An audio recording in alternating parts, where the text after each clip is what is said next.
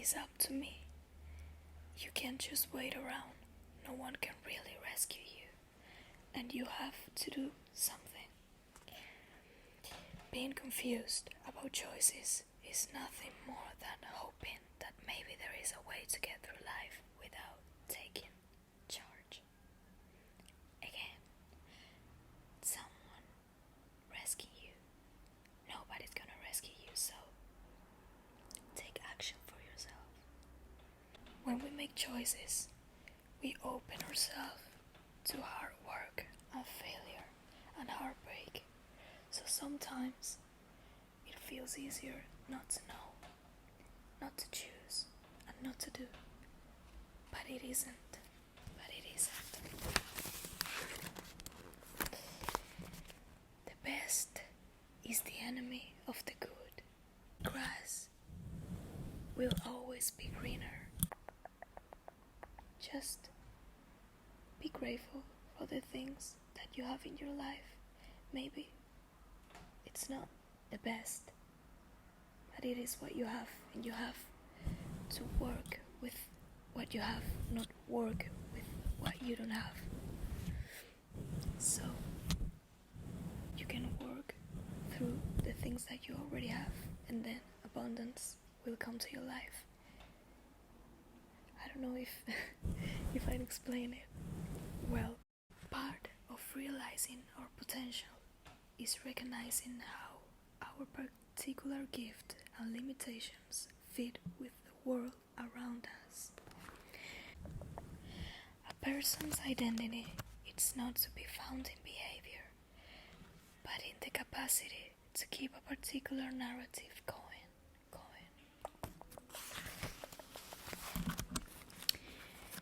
Differentness is part of what makes us who we are. It gives our life meaning. But different is simple. Like the easiest way to explain black is to call it the opposite of white. Often, the first thing we know about ourselves is not what we are, it's what we aren't. We mark ourselves as not this or not that. An identity or a career cannot be built around what you don't want. We have to shift from a negative identity or a sense of what I'm not to a positive one, or a sense of what I am. As a 20-something, life is still more about potential than proof. Those who can tell a good story about who they are and what they want leap over those who can't. So, the most important decision any of us make is who we marry. I totally agree with that, because your partner says a lot of things about you. And I truly believe that.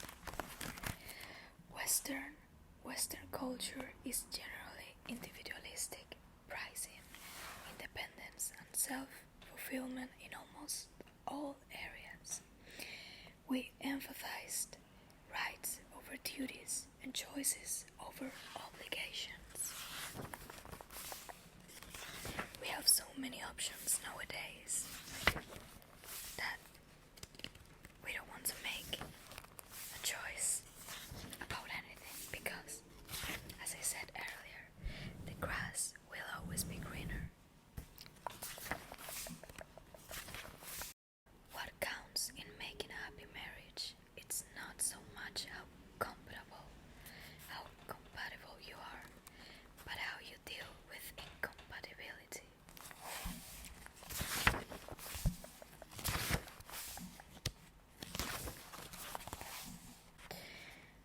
Life can only be understood backward, but it must be lived forward.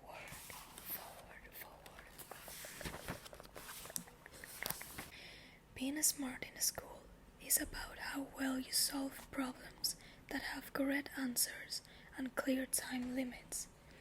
But being a forward-thinking adult is about how we think and act, even and especially in uncertain situations.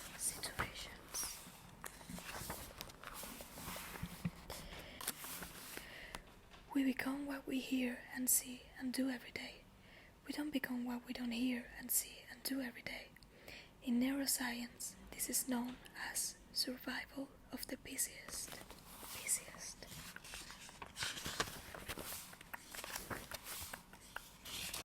Inaction breeds fear and doubt. Action breeds confidence and courage. If you want to conquer fear, do not sit at home and think about it. Go out and get busy.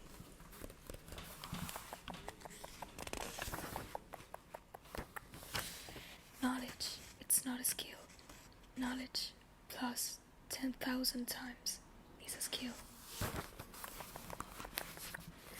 Confidence doesn't come from the inside out. It moves from the outside in.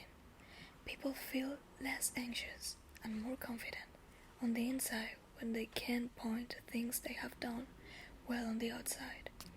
Fake confidence comes from stuffing our self-doubt.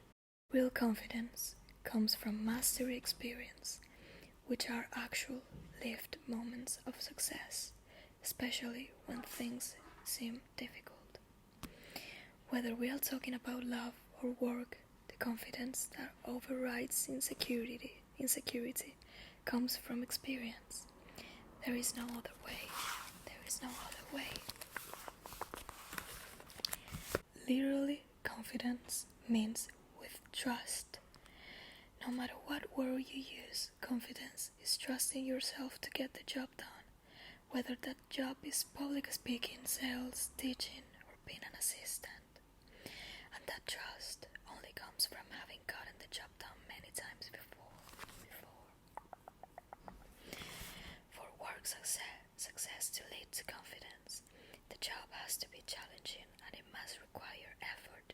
It has to be done without too much help, and it cannot go well every single day. A long round of easy successes create a sort of fragile confidence, the kind that is shattered when the first failure comes along. A more resilient confidence comes from succeeding and from surviving some failures.